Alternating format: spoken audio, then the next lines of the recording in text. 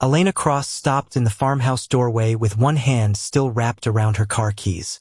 At the table, a single-dad farmer was spooning beef stew onto his 10-year-old son's plate before serving himself, and beside them sat one untouched place setting. "You're late," the boy said, looking past his father toward her. "We saved you a chair." Elena had spent the day closing a multimillion-dollar distribution deal. Nobody in her glass office tower had noticed she skipped lunch. Somehow, this child had noticed she was missing from dinner. Caleb Turner looked over his shoulder, surprised but calm. "You don't have to stay." Elena almost said she had calls to return. Instead, she saw the mud drying on his work jeans, the cracked skin across his knuckles, and the stack of farm bills tucked beneath a grocery store flyer on the counter. "5 minutes," she said. The boy smiled. "That's enough to start." 3 hours earlier, Elena's company SUV had rolled into Turner Farm because one of her regional suppliers wanted the property evaluated for a possible produce contract. Caleb had met her beside an aging red pickup with a feed sack over one shoulder. No sales pitch, no polished folder. He had simply shown her the fields, the packing shed, and the rows his son, Noah, proudly called the straightest beans in Kansas. Elena's operations manager had dismissed the place before even stepping from the vehicle. "Too small," he said. "We need growers who can scale." Caleb heard him. He only set down the feed sack and opened the shed door. Inside, every crate was dated, every tool had a place, and a hand-drawn irrigation map covered one wall with rainfall totals and soil notes going back years. Elena studied it. "You keep all this yourself?" "Mostly." Her manager glanced around. "Still doesn't make 20 acres into 200. Caleb nodded. "No, sir. It makes 20 acres dependable." The answer should have sounded defensive. Didn't. Later, while Elena inspected the north field, a pump began coughing near the irrigation line. One worker reached for his phone to call a repair service. Caleb listened to the motor for less than 10 seconds, shut it down, removed a clogged intake screen, and rerouted pressure through an older secondary line. Water returned across 3 rows before the leaves began to wilt. "How did you know?" Elena asked. Caleb wiped his hands on a rag. "You learn what keeps people fed." Then he walked away to meet Noah's school bus at the mailbox. That was the part Elena kept noticing. At 3:42, no matter what needed doing, Caleb was standing beside that rural mailbox when the yellow bus appeared. Noah jumped down carrying a science poster and immediately handed his backpack to his father. Caleb inspected a torn strap, promised to stitch it after dinner, then listened seriously while Noah explained why earthworms mattered. 20 minutes later, Elena's manager approached Caleb near the barn with an offer to attend a supplier meeting in Wichita that evening. "Could put you in front of people who matter." Caleb looked toward Noah, who was feeding chickens beside the fence. "Tonight. Dinner meeting. 7 o'clock. Can't." The manager actually laughed. "Farmers usually don't turn down their chance to grow." Caleb's face remained steady. "Then give it to somebody who can be there." Elena watched him return to the barn, wondering what kind of man turned away from the opportunity he clearly needed without even asking what it paid. Now, sitting in his kitchen, she noticed Noah slide the untouched plate closer to her. "Dad always makes too much," he said. Caleb raised an eyebrow. "I do not. You made 3 biscuits." Silence settled for one gentle second. Elena looked at the third biscuit, the third plate, the empty chair. This was not a wealthy home. The refrigerator hummed too loudly. A utility envelope sat unopened beside the salt shaker. Yet for the first time in years, nobody wanted anything from her except to sit down. She slowly placed her keys on the counter. "Maybe I can stay longer than 5 minutes." Noah grinned, but Caleb only gave her a quiet, careful look. And as Elena pulled out the empty chair, she realized the question was no longer why this farmer had chosen such a small life. It was why that small life already felt more like home than anything she had built for herself. Elena stayed long enough to help clear the plates, though Noah insisted she had stacked them wrong. "Bowls on top," he said seriously. "Dad says heavy things go low." Caleb rinsed a skillet and nodded toward his son. He remembers rules better than chores. Noah grinned and carried the silverware drawer open with both hands. It was an ordinary scene, almost embarrassingly ordinary, yet Elena found herself slowing down inside it.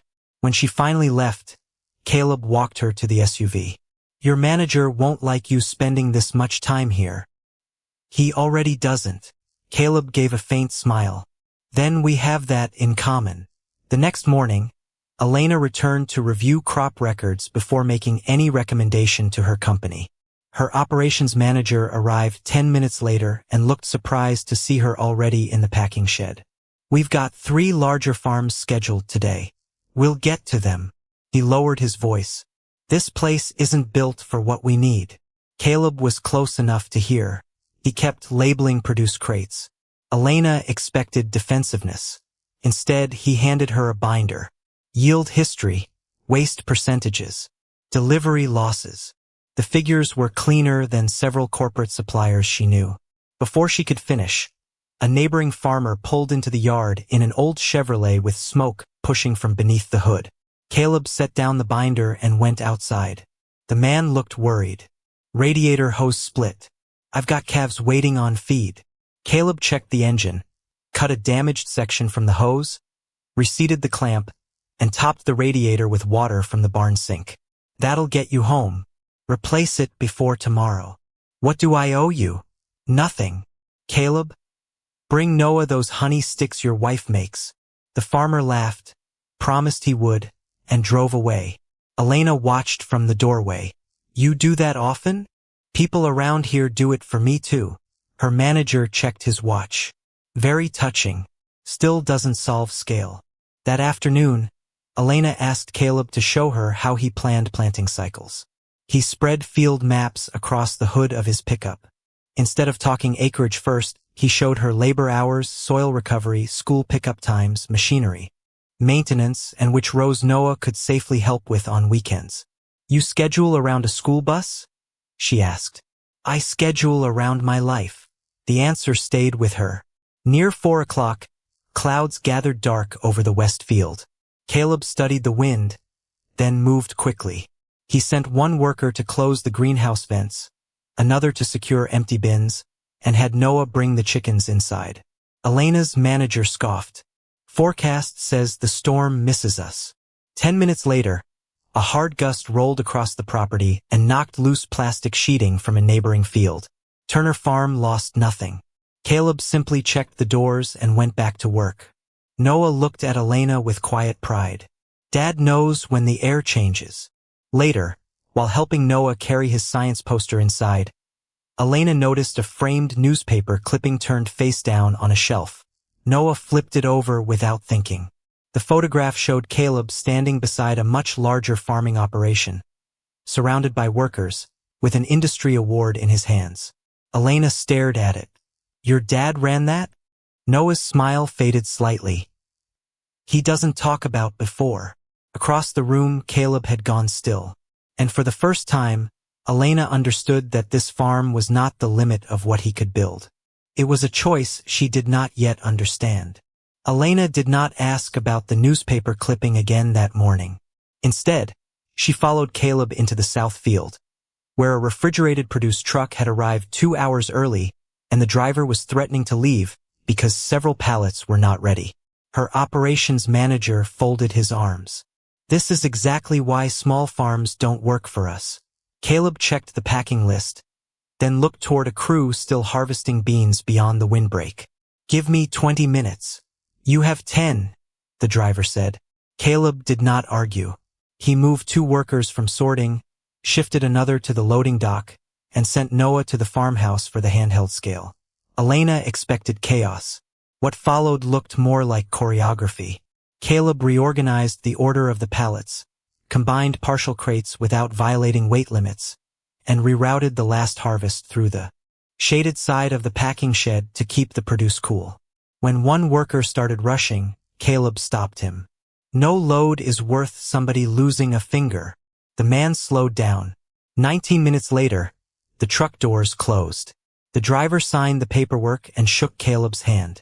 Elena's manager said nothing until the truck disappeared down the gravel road. Then he looked at Caleb. "You've done commercial distribution before." Caleb picked up an empty crate. "I've moved vegetables." "That wasn't what I asked." Caleb walked away. Elena found him later repairing a loose gate hinge while Noah sat nearby doing math homework on the pickup tailgate. "You could have embarrassed him," she said. Caleb glanced toward her manager across the yard. "Wouldn't make the beans arrive any faster."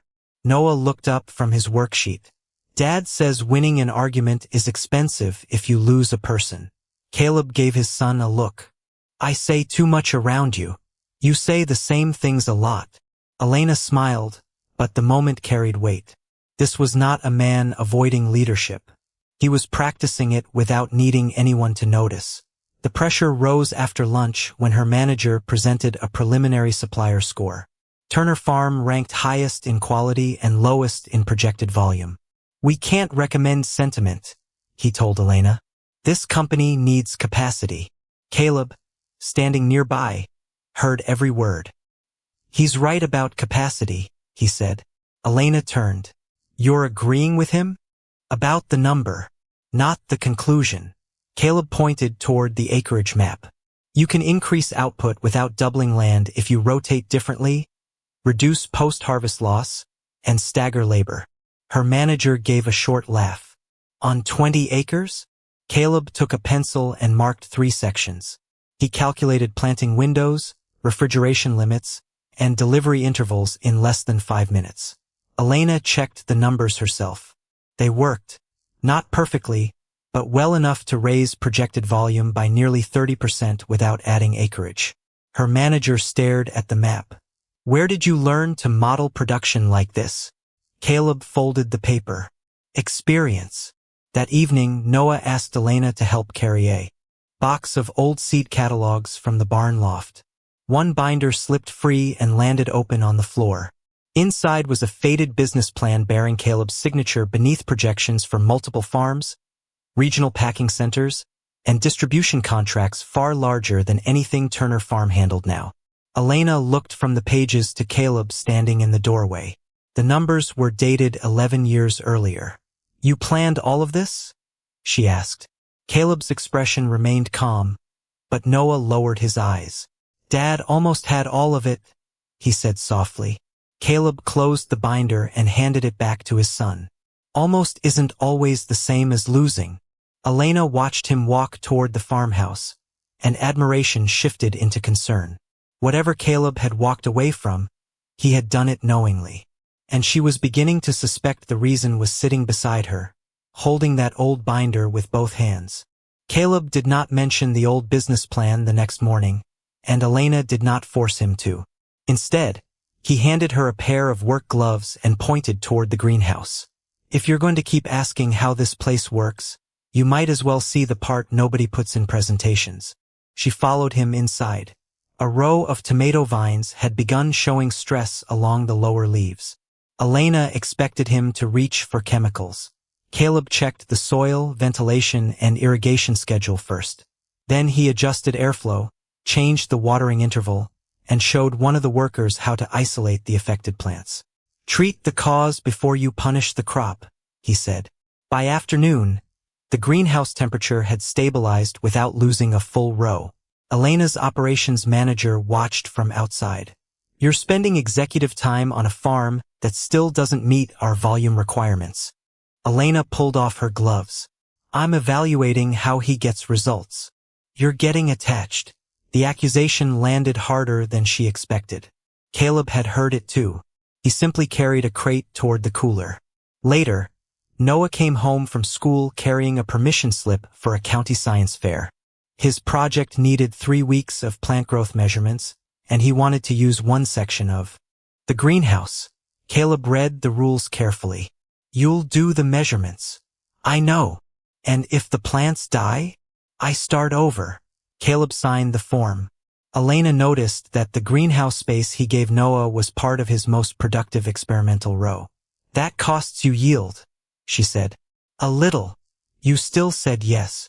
Caleb looked at his son arranging labels. "Some returns don't show up on a balance sheet." That evening, rain started while Elena was preparing to leave. Noah asked if she could stay until it eased because he wanted help choosing which seeds to test. Caleb hesitated, then pulled out the same empty chair she had used before. This time, nobody acted surprised when she sat down. They worked at the kitchen table with seed packets, graph paper, and a bowl of apples between them. Noah argued for sunflowers. Elena chose beans because the results would be easier to measure.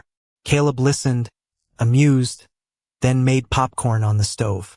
For almost an hour, Elena forgot to check her phone. When it finally buzzed, her operations manager had sent 3 messages asking whether she would attend an executive dinner in Wichita. She looked at the rain on the farmhouse window, then typed that she would join by phone later. Caleb noticed. "You don't have to stay because of us." Elena shook her head. "I'm staying because I want to." Something changed in his expression. Not surrender, but trust. After Noah went upstairs, Caleb opened a drawer looking for a pencil and accidentally exposed an old bank folder beneath the seed catalogs. Elena saw only a few words before he closed it.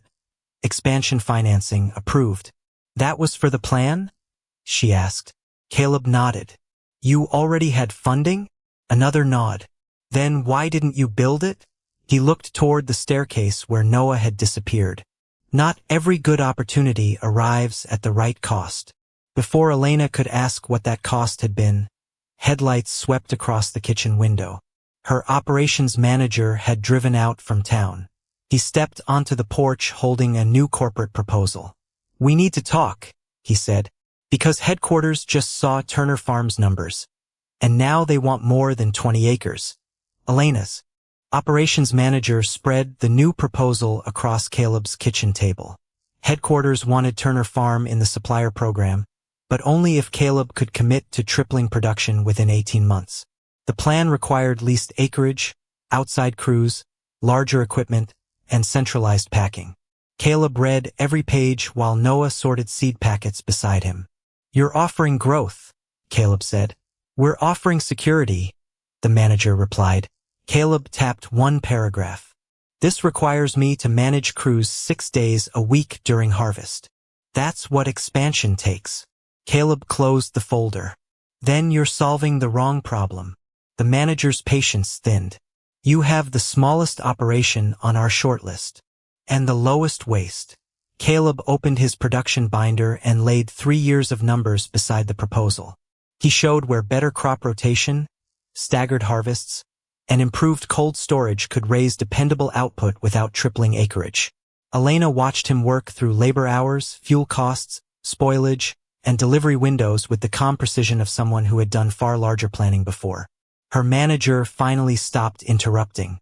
"You're saying you can increase contracted volume by 40% without expanding the farm?" "I'm saying I can prove whether I can." The next morning, Caleb did exactly that on a smaller scale. A late wholesale order came in for mixed produce that normally would have taken 2 days to fill. He reorganized harvest teams, shifted packing by ripeness instead of field location, and used the cooler space in timed rotations. Nobody worked past the scheduled day. Nobody skipped lunch. By 4 o'clock, every crate was loaded, weighed, and documented. The buyer accepted the shipment without a single rejection. Even Elena's manager stared at the final numbers twice. "That should have taken more labor." Caleb washed his hands at the barn sink. "It usually does if you organize around acreage instead of people." Noah, sitting on the pickup tailgate with his science notebook, looked at Elena. "Dad says a farm works better when everybody gets home for supper." Caleb smiled. "I may have said something close to that." The sentence landed deeper than Noah knew. Later, Elena helped him measure seedlings for the science fair, while Caleb repaired a worn cultivator chain nearby. When Noah ran inside for graph paper, Elena said quietly, "You know you could run something much bigger." Caleb kept working. "Bigger isn't always better. But you already proved you could." His hands paused on the wrench. Once. It was the closest he had come to admitting the past. That evening, Noah brought Elena an old envelope he had found inside the business plan binder. "Is this important?" The letter was from a regional lender 11 years earlier, congratulating Caleb on final approval for expansion financing. Attached was a handwritten schedule showing proposed management rotations across multiple farms. Several overnight blocks had been crossed out in Caleb's handwriting. Beside them were 2 words, "Can't do." Elena looked toward him. What happened that year? Caleb took the papers gently. Life changed. Noah studied his father. Was that when you started picking me up every day? Caleb did not answer immediately. Something like that. The warmth in the room suddenly carried an edge. Elena's manager arrived with a call from headquarters. They had reviewed Caleb's numbers. Instead of rejecting his smaller model, they were willing to test it, but only through a 30-day production trial with strict volume targets and direct executive oversight. Elena looked at Caleb. If it works, they'll have to judge the farm by results, not size. Caleb looked at Noah, then at the schedule. And the hours? Elena checked the terms. Still yours to set. For the first time, Caleb allowed himself a small smile. Then let them test us. Outside, however, Elena's manager was already reading the final clause. If the trial succeeded, headquarters reserved the right to renegotiate capacity requirements before any permanent contract was signed. The 30-day trial changed the rhythm of Turner Farm without changing the reason Caleb had agreed to it. He posted the production targets on a clipboard inside the packing shed, then wrote 3 rules beneath them in his own hand. Safe work, honest numbers, home. By supper, Elena saw her operations manager read the last line and shake his head. You're treating a corporate trial like a family schedule. Caleb checked the cooler temperature. I'm treating it like a farm. By the second week, the numbers were ahead of target. Caleb had staggered harvest times, reduced spoilage, and reorganized deliveries so trucks spent less time idling at the loading dock. When a refrigeration unit failed on a Friday afternoon, the manager immediately called for an emergency transfer to a warehouse 40 miles away. Caleb stopped him. We'll lose half the load in transport. He opened the backup ventilation panels, moved the most sensitive produce into the smaller seed cooler, and divided the remaining crates by temperature tolerance. Then he called 2 local buyers and shifted part of the shipment forward by 12 hours. By sunset, nothing had spoiled. No worker stayed late. Elena's manager ran the loss report twice. 0. Close enough, Caleb said. Nothing worth billing. Elena looked at the saved shipment, then at the crew leaving on time. His system had protected the product and the people at once. 2 days later, headquarters joined a video review. The regional director praised Turner Farm for exceeding volume targets while cutting waste below every larger supplier in the trial. Mr. Turner, she said, we'd like you to lead the operational model for the permanent contract. Caleb did not smile immediately. Would the hours stay local? Under the current structure, yes. Then I'm interested. Elena watched her operations manager shift in his chair. The answer resolved one question she had carried for weeks. Caleb was not afraid of success. He simply refused any version of it that required him to disappear from Noah's life. That evening, Noah met them at the farmhouse with a blue ribbon from his school science fair. Second place, he announced. Caleb held it like it was worth more than any contract. Elena helped Noah tape it beside his greenhouse chart while Caleb warmed leftover stew.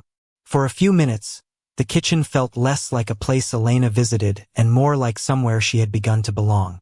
Noah noticed her looking. At the third chair, you don't have to wait to be invited anymore. Caleb glanced at her, and this time he did not look away.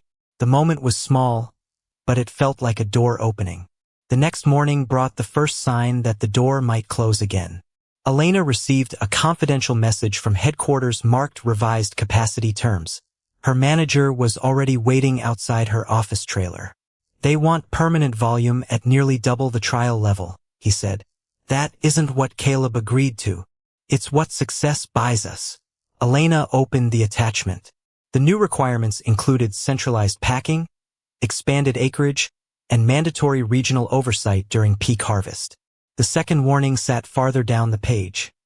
Executive approval for the contract would depend on Elena enforcing the revised terms without exception.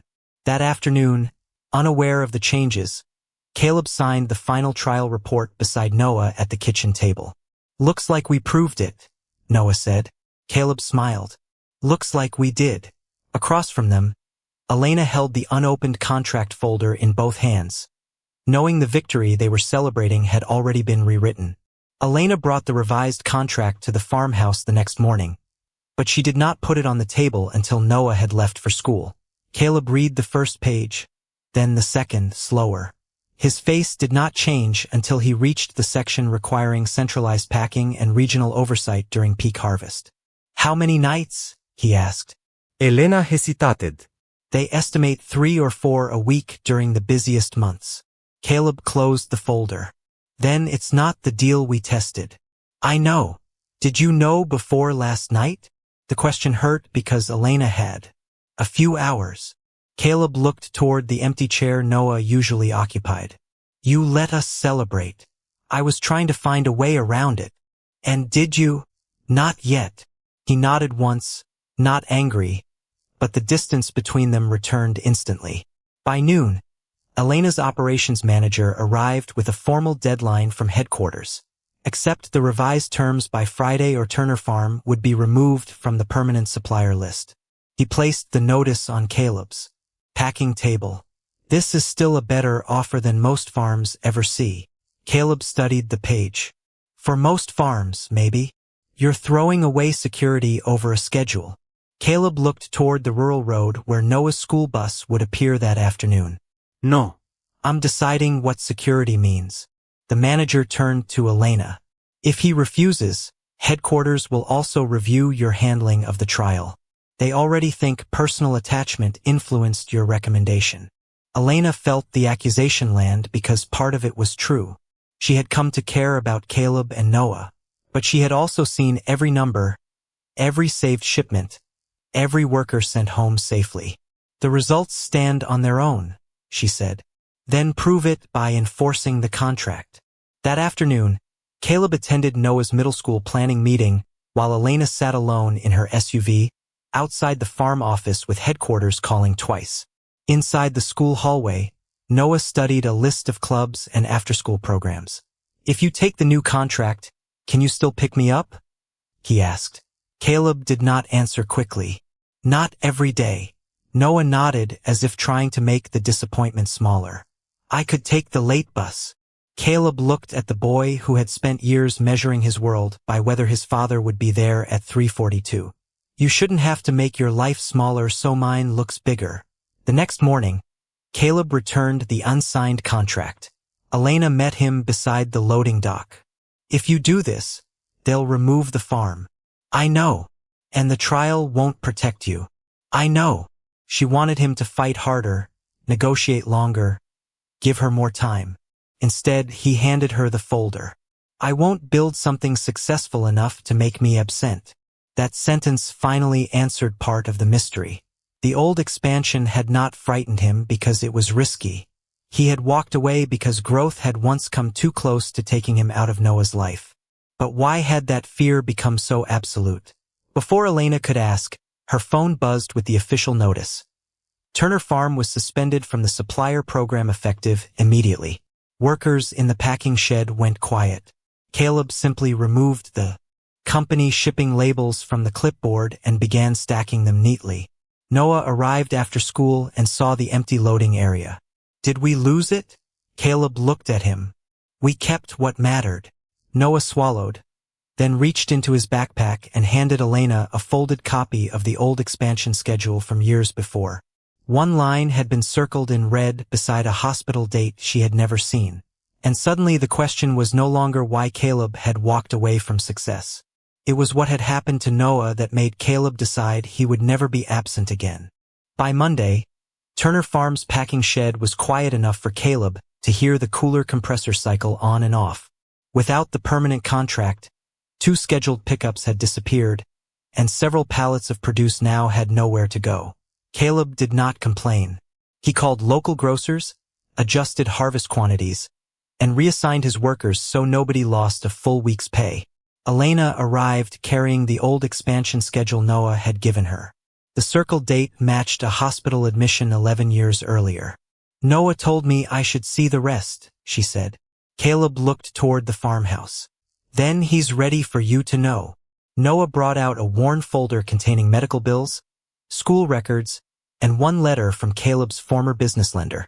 Years earlier, while Caleb was preparing to expand into multiple farms, Noah's mother had died unexpectedly after a brief illness. Caleb had tried to keep the expansion alive while raising a toddler alone.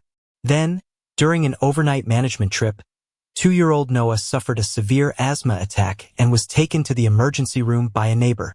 Caleb arrived hours later. The financing had been approved. The opportunity was real. So was the cost. Within weeks, he canceled the expansion, sold equipment, reduced acreage, and rebuilt his entire schedule around being present for his son. You didn't fail, Elena said quietly. Caleb shook his head. Issues. Before she could answer, her phone rang. Headquarters had a problem. One of the larger suppliers selected over Turner Farm had suffered a refrigeration breakdown, threatening a weekend shipment to several grocery distribution centers. Elena's operations manager wanted to replace the load through another large producer. Caleb overheard the projected quantities. They won't have enough cold storage by Saturday, he said. The manager frowned. You're not part of the program anymore. Doesn't change the math. Caleb spread delivery maps across the packing table and showed how 3 smaller farms, including his own, could divide the load using staggered pickups and existing cooler space. He had used the same system during the trial. Elena made the decision. Use his plan. Her manager resisted until she placed Turner Farm's trial reports beside the failed supplier's estimates. His numbers have been right every time. By Saturday afternoon, every shipment left on schedule. No produce was discarded. No crew worked overnight, and the distribution centers received their orders. At Monday's review meeting, Elena presented the results, Caleb's original trial data, and the permanent contract terms that had ignored them. She did not ask headquarters to make an exception for him. She asked them to explain why their most efficient supplier model had been rejected because it refused unnecessary expansion. Her operations manager finally admitted he had pushed the larger capacity terms because he believed small farms were too difficult to manage. The regional director turned to Caleb. Why didn't you tell us about your previous operation? Caleb folded his hands. Because my son's medical history isn't a qualification.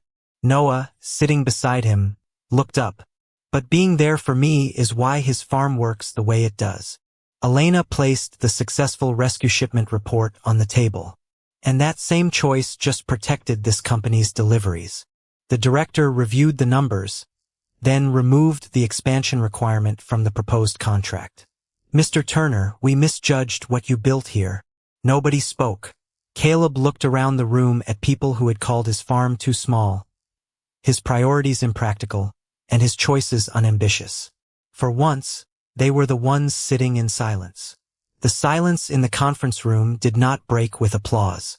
It broke with the regional director sliding the revised contract across the table. Same production model you proved in the trial, she said. No mandat. No overnight management requirement. Your staffing decisions remain local. Caleb read every line before touching the pen. Elena noticed that nobody rushed him now. Her operations manager sat 2 chairs away, quieter than usual. When Caleb reached the signature page, he looked at Noah. School pickup still works? Noah checked the printed harvest schedule Elena had brought. Most days. Caleb nodded. Then we can talk. He did not sign immediately. He asked for language protecting worker hours during peak season and a clause allowing him to refuse volume increases that exceeded safe storage capacity. The regional director agreed to have legal add both. Only then did Caleb close the folder. Send me the final version. I'll sign what we actually agree to. It was not defiance. It was the same discipline he had used with crops, crews, and his son. Elena saw several people around the table understand that for the first time. Outside, her operations manager caught Caleb near the elevator. I was wrong about your farm. Caleb adjusted Noah's backpack strap. You were wrong about what small means. The man nodded. There was nothing more to say. Weeks later, Turner Farm entered the permanent supplier program under the model Caleb had built himself. The farm did not triple in size. It did not become a corporate showcase. It became steadier. Caleb added one refrigerated storage unit, hired a part-time driver during harvest, and increased production only where the soil and people could support it. His workers still went home for supper. At 3:42, Caleb still stood beside the mailbox when Noah's school bus came down the county road. Elena's life changed more slowly. She remained CEO. She still spent mornings in meetings and flew to Chicago twice that fall. But she also changed the company's small grower review process so efficiency, waste, worker stability, and reliable output carried more weight than acreage alone. She did not call it Caleb's program. He had never asked for his name on anything. She simply made sure the lesson survived. Beyond one farm, one Friday evening, Elena arrived at the farmhouse later than usual.